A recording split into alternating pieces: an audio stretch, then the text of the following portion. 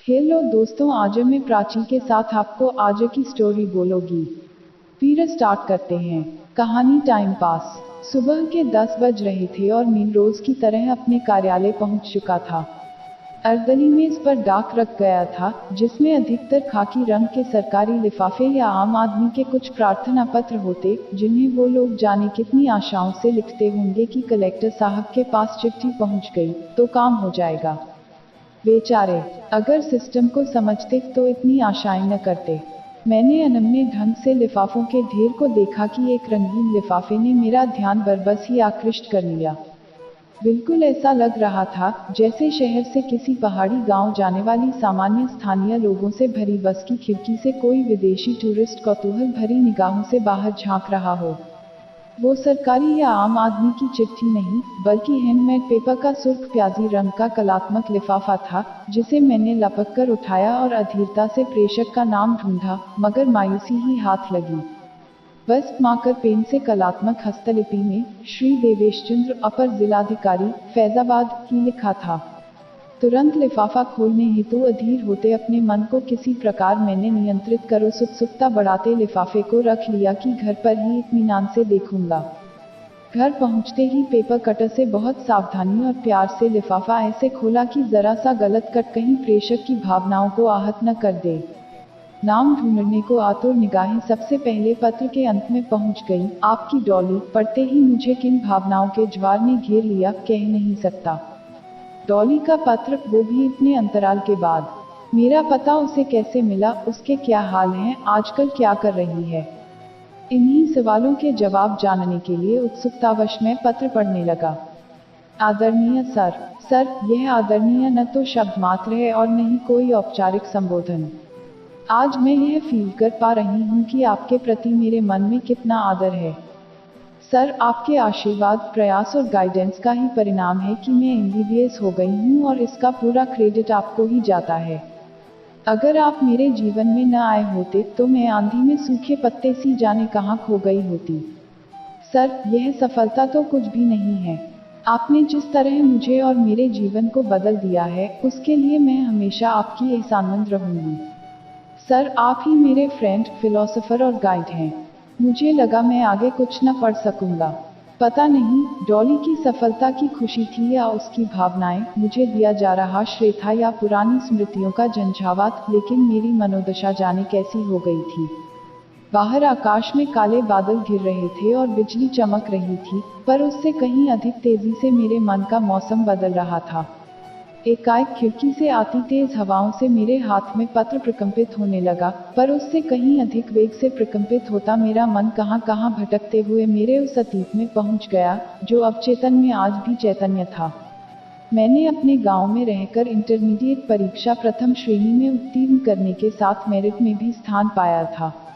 यह सोचकर कि कहीं प्रतिभाशाली भांजा साधनों के अभाव में अपनी मंजिल तक पहुंचने से वंचित न रह जाए, इसलिए मेरे एडवोकेट मामा आगे की पढ़ाई के लिए मुझे अपने साथ इलाहाबाद ले गए। हालांकि मुझसे बहुत स्नेह करने वाले मेरे मामा मामी ने मुझे अपने बेटे की ही तरह रखा था, परंतु उस उम्र में भी आत्मसम्मान को समझने वाले मेरे मन में आत्मनिर्भर होने की गहरी आकांक्षा थी, इसलिए मैंने अपनी जिद से पढ़ाई के साथ साथ ट्यूशन पढ़ाने के लिए मामा को राजी कर लिया था। मामा मामी चकित थे कि उनका इंटरमीडिएट पास भांजा 9th तक के बच्चों को किस कुशलता से ट्यूशन पढ़ाता था। कुछ समय बाद इनमें डॉक्टर माता पिता की इकलौती बेटी डॉली भी शामिल हो गई थी, जो हर तरह से मेरे विपरीत थी। जहां मैं साधारण कपड़े पहनने वाला, गंभीर, सीधा सादा व पढ़ाकू किस्म का था, वहीं डॉली एकदम बिंदास, फैशनेबल, चुलबुली, खूबसूरत व मस्तमौला थी। डॉली की चंचल आंखों में मॉडल बनने का ख्वाब बसा था। 11वीं कक्षा में औसत से भी कम मार्क्स आने पर उसके पिता ने अपने मित्र यानी मेरे मामा से चर्चा की, तो मामा जी ने ट्यूशन के लिए मेरा नाम सुझाया, तो मैं उसका ट्यूटर बन गया। उस समय मैं बीएससी अंतिम वर्ष में था। इसके बाद ही वो समय आने लगा जिसने मुझे धर्म संकट में डाल दिया। जाहिर सी बात थी कि फिल्में देखने, चैटिंग, शॉपिंग करने, बॉलीवुड के अफेयर्स व अफवाहों में रुचि लेने वाली डॉली का मन पढ़ाई में कम लगता था। शायद उसके पेरेंट्स को उसके स्वभाव का अंदाजा हो गया था। माता पिता दोनों ही नर्सिंग होम में आवश्यकता से अधिक व्यस्त रहते थे, इसलिए स्कूल के अलावा घर से बाहर जाने पर पाबंदी थी। यही सब कारण रहे होंगे कि उसने मुझसे ऐसा व्यवहार शुरू किया। कभी मासूम बनकर डॉली ऐसे प्रश्न करती कि मैं पसीने पसीने हो जाता, तो कभी हॉट पैंट, मिनी स्कर्ट जैसी ड्रेसेस पहन आती। कभी मोबाइल में फ्रेंड्स के नॉटी मैसेजेस दिखाती, तो कभी मेरी गर्लफ्रेंड या डेटिंग के बारे में पूछती। सच कहूँ तो उसके व्यवहार से मैं पसोपेश में पड़ जाता कि कल से पढ़ाने आऊँ या ना आऊँ, पर मेरा मन इस परिस्थिति को एक चैलेंज की तरह लेने को कहता। मैं डॉली के व्यवहार का कारण खोजने का प्रयास करता और उसके पेरेंट्स को ही उत्तरदायी पाकर मुझे डॉली से सहानुभूति ही हो आती। मैं समझ सकता था कि टीनेजर्स तभी भटकते हैं जब उनको समझाने, स्नेहपूर्ण व्यवहार करने या समय तक देने वाला घर में अपना कोई न हो। हार्मोन्स की क्रियाशीलता, यौवनारंभ के समय होने वाले दैहिक परिवर्तन, सामाजिक मर्यादाओं की सीमारेखा लांघने के रोमांच, अनजाने आकर्षण की भूल भुलैया आदि के ऐसे प्रभाव होते हैं जिन्हें न तो कहा जा सकता है, नहीं सहा जा सकता है। मादक बसंत ऋतु की गुदगुदाती बयार, फागुन के रंगों की बौछार, सावन की पहली फुहार सब तो उस अनुभूति के सामने फीके से लगते हैं। कभी बिना बात ही मन ऐसा प्रफुल्लित हो जाए कि गुनगुनाने की इच्छा हो, तो कभी अंधेरे कमरे में चुपचाप यूं ही आंसू बहाने का सबब भी समझ न आए। हाँ, यह चाहत जरूर होती है कि कोई तो केयर करने वाला ऐसा अपना हो जिससे सब शेयर किया जा सके। परिवार में ही ऐसा अपना होना जो विश्वसनीय हो, अनुभवी हो, अंतरंग हो तो कितना सहज हो जाता है, लेकिन केयर शेयर करने वाला बाहरी होने पर बहुत संवेदनशील स्थितियां होती हैं। भावुक टीनेजर को सरलता से प्रभावित कर अपनापन जताकर प्रायः गलत लोग कुत्सित इरादों में सफल हो जाते हैं। यह तो नहीं कहूँगा कि मैं यौवनावस्था के उद्वेगों से अछूता था, बल्कि सच कहूँ तो कभी कभी मैं भी सम्मोहित सा हो जाता था। देह से आती विदेशी परफ्यूम की खुशबू, एकांत में कानों में गूंजते डॉली के रूमानी शब्द, उसकी छेड़खानियाँ। मुझे लगता कहीं मैं बहक न जाऊं, परंतु उसी समय मेरे माता पिता का चेहरा मेरे सामने घूमने लगता। अपनी आवश्यकताओं में कटौती कर किन अपेक्षाओं से उन्होंने मुझे भेजा था। मैं भटक गया तो मेरे सिविल सर्विसेज के सपनों और उन अपेक्षाओं का क्या होगा? क्या मैं मामा मामी या डॉली के पेरेंट्स का भरोसा तोड़ सकूंगा? डॉली तो नादान है, पर क्या मैं विश्वासघात के आरोपों और अपने टूटे सपनों के साथ जी सकूंगा? बस मेरे मन में उपजते ऐसे ही प्रश्न भटकने से रोक लेते।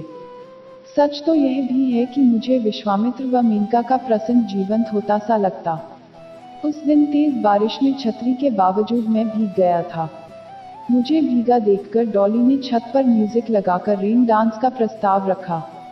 मेरे इनकार करने पर भी वो मेरा हाथ खींचते हुए ऊपर ले गई और बेसाख्ता बोल गई, आई लव यू, तो मैं नाराज होकर उसके घर से वापस आ गया।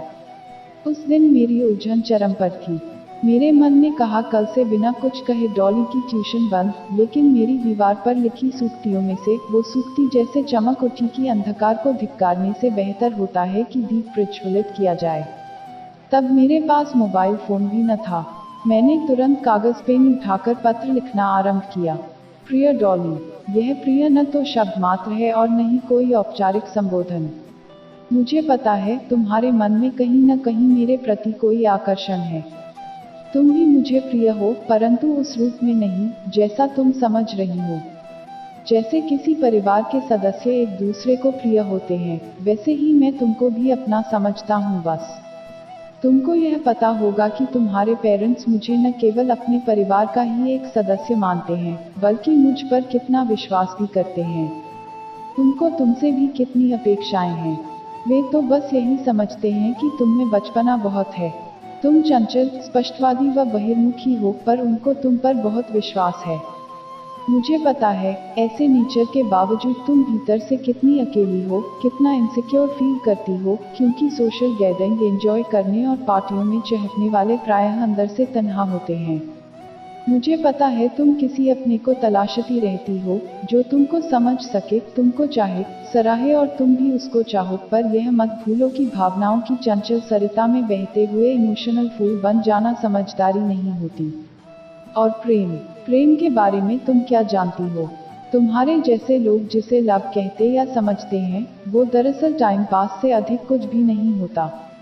यह क्रश या इन्फेचुएशन भी नहीं होता। यह बात वो रियलाइज तो करते हैं, मगर तब तक बहुत देर हो चुकी होती है। डॉली, क्या तुम्हारा कोई लॉन्ग टर्म ऑब्जेक्टिव नहीं है? बस वर्तमान को एंजॉय करते हुए बर्बाद कर देना ही जिंदगी होती है। साधनों के अभाव में मेरे स्ट्रगल की तुम कल्पना भी नहीं कर सकती। तुमको इतने सक्षम व समर्थ पेरेंट्स मिले हैं, माना वे तुमको समय नहीं दे पाते हैं, तो क्या तुम उनको इतनी बड़ी सजा दोगी? तुम क्या समझती हो वे तुम्हारी इन हरकतों को बचपना समझकर भूल पाएंगे? नहीं डॉली, वे टूट जाएंगे। उनको आशा है कि उनकी बेटी भले ही चंचल हो, लेकिन अंततः वो अपनी मंजिल पा लेगी। तुम्हारी ऐसी भूल को वो अलहड़ता कहकर माफ नहीं कर पाएंगे। कम से कम मैं तो विश्वासघात नहीं कर पाऊंगा। मैं बहुत साधारण परिवार का हूँ, जिसका सपना सिविल सर्विसेज है। मेरे पूरे परिवार को मुझसे बहुत आशाएं हैं और मैं चाहकर भी भटक नहीं सकता। तुम भी डॉक्टर बनना चाहती थी और वो तुम्हारे पेरेंट्स की इच्छा नहीं, तुम्हारा सपना था। आज की इस चकाचौंध भरी जिंदगी की मरीचिका में तुम भटक गई हो। तुम्हारे मार्क्स कम होने का कारण यह नहीं है कि तुम पढ़ने में खराब हो, बल्कि तुम पढ़ाई को सीरियसली नहीं ले रही हो। अगर तुम ठान लो तो क्या नहीं कर सकती हो। कितना अच्छा हो अगर हम अपने सपनों को साकार करें। लाइफ को एंजॉय करने के बहुत मौके मिलेंगे, लेकिन अगर हमने आज को खो दिया तो जीवन बनाने का मौका दोबारा नहीं मिलेगा। मैं अपनी सिविल सर्विसेज की तैयारी का बहाना करके कल से आना बंद कर रहा हूँ। मुझे विश्वास है कि तुम भी दिल की अच्छी हो और तुम अपने को बदलने का एक प्रयास अवश्य करोगी। अगर तुम अपने को बदल सकी तो मैं उसे ही तुम्हारा एक गिफ्ट समझ लूंगा। तुम्हारा सिर्फ एक गाइड। डॉली को वो पत्र देकर फिर मैं प्रतियोगी परीक्षाओं में व्यस्त हो गया था। आईएएस की परीक्षा में 2 बार साक्षात्कार देने के बाद भी असफलता की मायूसी को पीसीएस में चयन ने कुछ सीमा तक कम तो किया ही था। अब मैं वर्तमान में लौट चुका था और संयत होकर शेष पत्र पढ़ने लगा। अगर आप मेरे जीवन में नहीं आए होते तो आज मैं क्या होती, इसकी कल्पना तक मुझे शर्मसार कर देती है। आपके लेटर ने मुझ पर क्या प्रभाव डाला, मैं बता नहीं सकती। मैं अपनी जिद से राजस्थान के कोटा शहर में कोचिंग के लिए चली गई और जब पहले प्रयास में ही मेरा मेडिकल में सिलेक्शन हुआ, तब से ही आपको ढूंढ रही हूँ। सर, आपको मैंने कहाँ कहाँ नहीं ढूंढा। सभी सोशल वेबसाइट्स पर सर्च किया, पर कोई फायदा नहीं। वो तो एक दिन न्यूज़ चैनल पर अपर जिलाधिकारी फैजाबाद के तौर पर आपको देखा तो तुरंत आपको पहचान लिया। सर, आज के समय में बिना मोबाइल नंबर, ईमेल या पते के आपका मिल जाना भगवान का आशीर्वाद ही लगता है। मम्मी पापा ठीक हैं और आपको बहुत याद करते हैं। सर, प्लीज़ रिप्लाई ज़रूर कीजिएगा, पर लेटर नहीं, नीचे लिखे नंबर पर तुरंत कॉल कीजिएगा। बाकी बातें बाद में। आपकी डॉली। इतना पढ़कर मैं भी भावुक हो गया और डॉली को फ़ोन करने के लिए मोबाइल फ़ोन उठा लिया।